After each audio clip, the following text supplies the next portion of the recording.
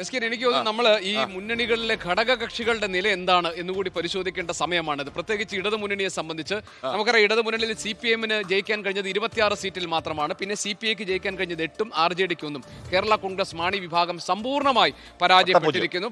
മാത്രമല്ല, ആ പാർട്ടിക്കകത്തൊരു തർക്കം നടന്നിരുന്നു. തദ്ദേശ തെരഞ്ഞെടുപ്പിലെ തിരിച്ചടിയുടെ പശ്ചാത്തലത്തിൽ അവർ UDF-ലേക്ക് പോകാൻ വേണ്ടി തയ്യാറെടുക്കുന്നതായിട്ടുള്ള വിവരങ്ങൾ വന്നിരുന്നു. അന്ന് ജോസ് കെ മാണിയൊക്കെ അതിന് ഏതാണ്ട് തയ്യാറായിരുന്നപ്പോൾ റോഷി അഗസ്റ്റിനാണ് ആ പാർട്ടിയെ ഇടതുമുന്നണി പിടിച്ചു നിർത്തിയത് എന്ന വാർത്തയൊക്കെ ഒരു സമയത്ത് വന്നിരുന്നു. കേരള കോൺഗ്രസ് മാണി വിഭാഗത്തിന് എന്ത് സംഭവിക്കും എന്നത് പ്രധാനപ്പെട്ട ചോദ്യമാണ്. മറ്റൊരു ഘടക കക്ഷികൾക്കും കേരള കോൺഗ്രസ് ബി ബാലകൃഷ്ണ പിള്ളയുടേത്, അത് ഗണേഷ് കുമാർ അവിടെ തോറ്റു, ഒരു സീറ്റും ലഭിച്ചിട്ടില്ല.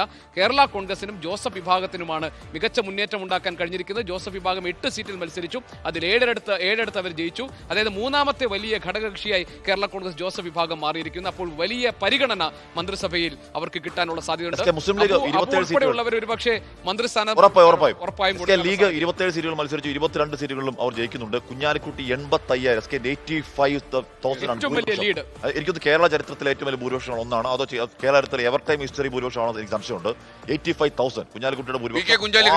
നിങ്ങൾ ഇത് എങ്ങനെ താങ്ങും? അയ്യോ, വലിയ ഭൂരിപക്ഷം. 85,000-ലധികം ഭൂരിപക്ഷം എന്നൊക്കെ പറഞ്ഞു കഴിഞ്ഞാൽ ഭൂരിപക്ഷം ഈ അടുത്ത കാലത്ത് കിട്ടിയ ഏറ്റവും വലിയ ഭൂരിപക്ഷം. ഈ എതിർ സ്ഥാനാർത്ഥിക്ക് എന്തെങ്കിലും വോട്ട് കിട്ടിയോ എന്ന് സംശയം. എനിക്കൊന്ന് അത് കേരള ചരിത്രത്തിലെ എവർ ടൈം ഹൈ, ഒന്നുകിൽ ഏറ്റവും വലിയ ഭൂരിപക്ഷം, ഇല്ലെന്നുണ്ടെങ്കിൽ ഏറ്റവും വലിയ ഭൂരിപക്ഷം 1 എന്നാണ് എന്റെ സമയം. ഒന്ന് അന്വേഷിച്ചു. തീർച്ചയായിട്ടും നമ്മുടെ ഗവേഷണ വിഭാഗം അന്വേഷിക്കട്ടെ. ശൈലജ ടീച്ചർ നമ്മുടെ അറിവിൽ നമ്മൾ കുറെ തെരഞ്ഞെടുപ്പ് കണ്ടാണല്ലോ, പ്രായമൊക്കെ ഉണ്ടല്ലോ.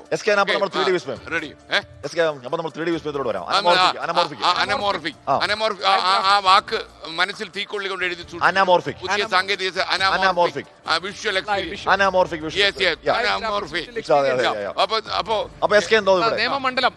LDF-ന് കനത്ത ആഘാതം ഉണ്ടാക്കിയ തെരഞ്ഞെടുപ്പാണ് ഇത് എന്ന കാര്യത്തിൽ ഒരു തർക്കം. കനത്ത ആഘാതം. അപ്പൊ ആഘാതത്തിൽ അതിനിടയിൽ ഈ പറയുന്ന എന്താണ് നിയമത്തടക്കമുള്ള പരാജയങ്ങൾ അവിടെ ഉണ്ടായിട്ടുണ്ട്. മാത്രമല്ല, ചില മണ്ഡലം കണ്ടത് നെക്കോട് നെക്ക് അടുത്ത പോരാട്ടം. ആ മട്ടിൽ പോരുണ്ടായ ചില മണ്ഡലങ്ങളുടെ ഫലം നമ്മൾ ഇനി പരിശോധിക്കുകയാണ്. നമ്മൾ ആദ്യമായി പരിശോധിക്കാൻ പോകുന്നത് പോരാട്ടം നടന്ന നിയമം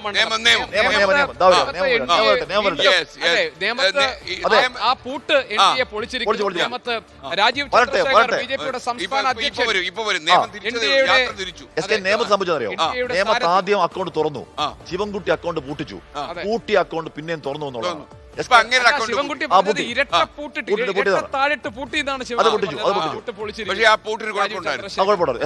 മാത്രമല്ല, അക്കൗണ്ട് തുറന്ന NDA കേവലം 1 സീറ്റ് ആയിരുന്നില്ല, 3 സീറ്റ് ഇവിടെ കാണാണ്. ഇവിടെ നിയമം ആദ്യം മുതൽ തന്നെ അതിശക്തമായ പോരാട്ടം. എങ്കിൽ കൂടിയും വി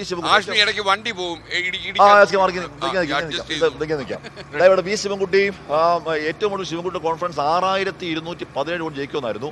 ഒന്നും സംഭവിച്ചില്ല. രാജീവ് ചന്ദ്രശേഖർ 57,192 വോട്ടുമായി 41.10% വോട്ട് ഷെയറുമായി അവിടെ നിയമത്തിൽ നിന്നും സഭയിലേക്ക് അവിടെ രാജീവ് ചന്ദ്രശേഖർ RC എന്നറിയപ്പെടുന്ന രാജീവ് ചന്ദ്രശേഖർ പോകുന്നു. വി ശിവൻകുട്ടി അവിടെ രണ്ടാമതുണ്ട്. എന്താണ് ശബരിനാഥൻ, കെ എസ് ശബരിനാഥൻ 3-ാം സ്ഥാനം നിൽക്കുന്നു.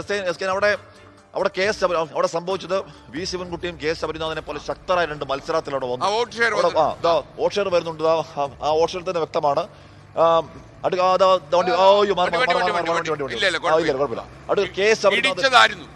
ഞാൻ രക്ഷപ്പെട്ടു. അടുത്ത കെ എസ് 29,730 വോട്ട് എന്ന് പറഞ്ഞാൽ കെ എസ് ശബരിനാഥന് 25,000 വോട്ട് പിടിക്കുന്നുണ്ട്. പക്ഷേ ഒരു 4,000 വോട്ട് അധികം പിടിക്കുന്നുണ്ട്. അവിടെ 52,000, രാജീവ് ചന്ദ്രശേഖർ 57,000. അപ്പോൾ കെ എസ് ശബരിനാഥൻ പിടിച്ച വോട്ടുകൾ ഉറപ്പായും ശിവൻകുട്ടിയുടെ പരാജയത്തിലേക്ക് നയിച്ചു എന്ന കാര്യം തർക്കം വേണ്ട. അവിടുത്തെ രാഷ്ട്രീയ സാഹചര്യം നമുക്കറിയാലോ. നിയമത്തെ സംബന്ധിച്ച് അവിടുത്തെ ന്യൂനപക്ഷ വോട്ടുകളുടെ ഒരു ഏകീകരണം ഉണ്ടാകും BJP-ക്കെതിരെ എന്നതാണ് പ്രതീക്ഷിക്കപ്പെട്ടിരുന്നത്. വി ശിവൻകുട്ടി SDPI വോട്ടുകളുമായി ബന്ധപ്പെട്ടുണ്ടായ വിവാദം നമ്മുടെ മുന്നിലുണ്ട്. SDPIയുടെ വോട്ട് വി ശിവൻകുട്ടിക്കാണെന്നും അങ്ങനെ വോട്ട് കിട്ടുന്നതിൽ കുഴപ്പമില്ല എന്ന് വി ശിവൻകുട്ടി പറഞ്ഞതും ഈ തെരഞ്ഞെടുപ്പിൽ ഒരുപക്ഷെ തിരിച്ചടിയായി മാറിയിട്ടുണ്ടാകണം. കാരണം അദ്ദേഹം തുടക്കത്തിൽ സ്ഥാനാർത്ഥിയാകാൻ വരെ വിസമ്മതിച്ചിരുന്ന ആളാണ്. പാർട്ടിയിൽ സമ്മർദ്ദമുണ്ടായി. അവിടെ സംഭവിച്ചത് അവിടെ ഒരു മുസ്ലിം കൺസോർട്ട് എപ്പോഴും ഉണ്ടാവും. പക്ഷെ അത് ജയിക്കുന്ന സ്ഥാനാർത്ഥിക്കാരും സ്വന്തമായാണ്. അവിടെ ശബരിനാഥിന് ഇറങ്ങി ആദ്യഘട്ടത്തിൽ വർക്ക് ചെയ്ത് ഒരു ഘട്ടം കഴിയുമ്പോഴേക്കും ശബരിയാണോ ജയിക്കുന്നത് എന്ന ഒരു കൺഫ്യൂഷൻ അവിടെ ഉണ്ടായി. ജയിക്കാൻ പോകുന്ന സ്ഥാനാർത്ഥി ശിവൻകുട്ടിയാണോ ശബരിയാണോ കൺഫ്യൂഷൻ ഉണ്ടാവുകയും ആ കൺഫ്യൂഷനിൽ സ്ഥിരമായി ഉണ്ടാവുന്ന കൺസോളിഡേഷൻ വോട്ട് സ്പ്ലിറ്റ് ആയി പോവുകയും ചെയ്തു. അത് രാജീവ് ചന്ദ്രശേഖരൻ കൃത്യമായി ഇനി അങ്ങനെ ആകാം, അല്ലെങ്കിൽ ആഷ്മി SDPI വോട്ട് സ്വീകരിക്കാൻ തയ്യാറായി എന്നൊരു പരസ്യ നിലപാട് എടുത്തപ്പോൾ ഒരു പക്ഷേ ഈ ന്യൂനപക്ഷ വോട്ടുകളിൽ പോലും വിള്ളൽ ഉണ്ടായിട്ടുണ്ടാകാനുള്ള സാധ്യതയുണ്ട്. അത് കോൺഗ്രസിലേക്ക് പോകാനുള്ള ഒരു ചാൻസ് കൂടിയുണ്ട്. പക്ഷെ അപ്പോഴും ശിവൻകുട്ടിക്ക് കിട്ടിയ വോട്ട് ചെറിയ വോട്ടല്ല.